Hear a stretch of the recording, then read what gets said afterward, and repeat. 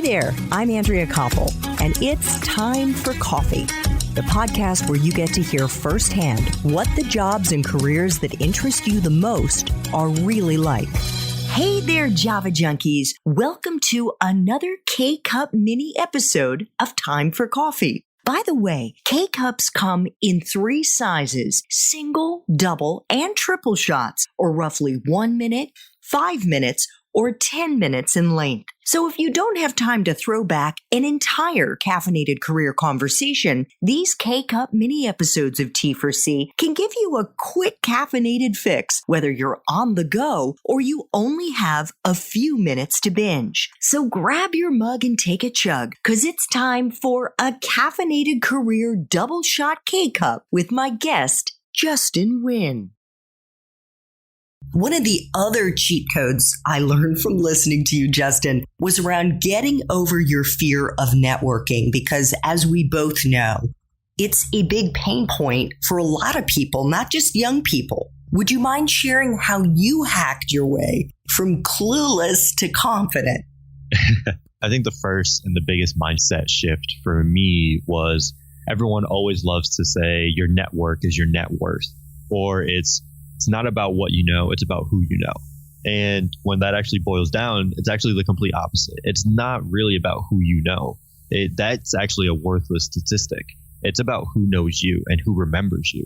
So I remember going from the kid that would try to shake 100 hands every single time I went to a networking event to the kid that would have 5 meaningful conversations and be able to have something to follow up on later on that night. So my number one advice is when you're a student and someone says you need to start networking, what they're saying is true. But if your sort of mentality and your thought process of networking is I need to meet as many people as possible, I would change that, because you don't have to be that person.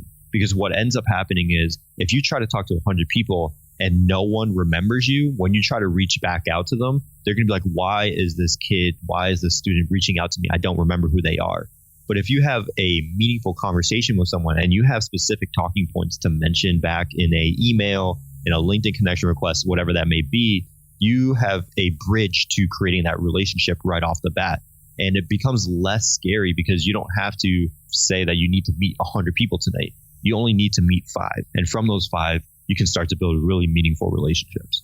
I want to ask you, Justin, just kind of building out on the connecting piece, because I think one of the ways, especially during COVID, when so many of us are stuck at home or stuck in our apartments, that we're going to be connecting is through LinkedIn. And I get a ton of requests from lots and lots of people that I don't know, who aren't in one of the 4 industries I've worked in, or who don't have people in their network that I know. And many of them aren't including a note.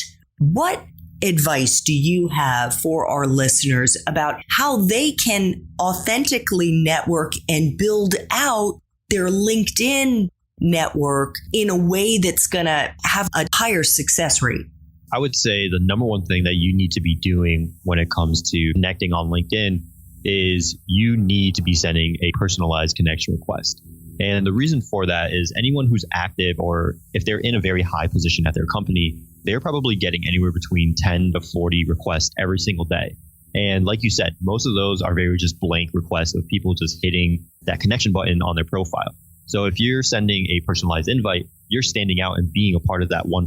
I would say I get probably 10 to 30 plus connection requests every single day. And maybe 3 to 5 of them are probably personalized. And most of those aren't even personalized in a way that's actually personal to me. Now, I know I said personal a lot of times, but what I mean by that is a lot of people have a robot or an algorithm on the back end that they are using to send out these messages to massive amounts of people.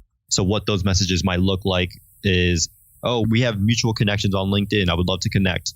Or we are sort of in the same circles on LinkedIn. I would love to connect. And those messages, I know right off the bat that they are fake, and I'm just going to deny them from the get.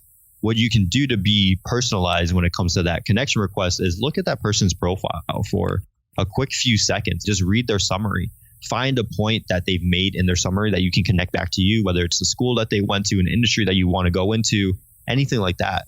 And then go out and reach out to them. So for instance, let's say you're a UCF student and you wanted to connect with me. What a personalized connection request might look like is, hey, Justin, I saw that you're a UCF Knight. I love to connect with very successful UCF graduates.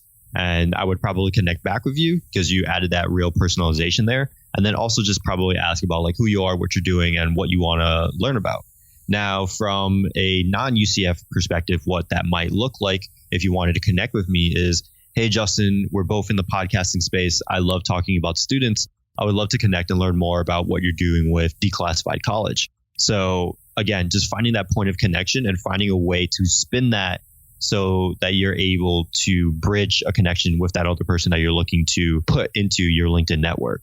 So that's really it. It takes literally 30 seconds to a minute to read over someone's profile and find a point of connection. And then you just have to go from there. Just don't be scared. Send that personalized invite. And then who knows if they're going to connect back or not. Thanks for tuning in to this K-Cup mini episode of Time for Coffee. If you want to listen to our entire caffeinated career conversation, please check out the show notes for this episode. Thanks so much for listening to Time for Coffee, where the professionals in the jobs that most interest you always have time to grab coffee 24/7, no matter where you live. I have one quick favor to ask you. Remember to rate, review, and subscribe to Time for Coffee. Thanks so much.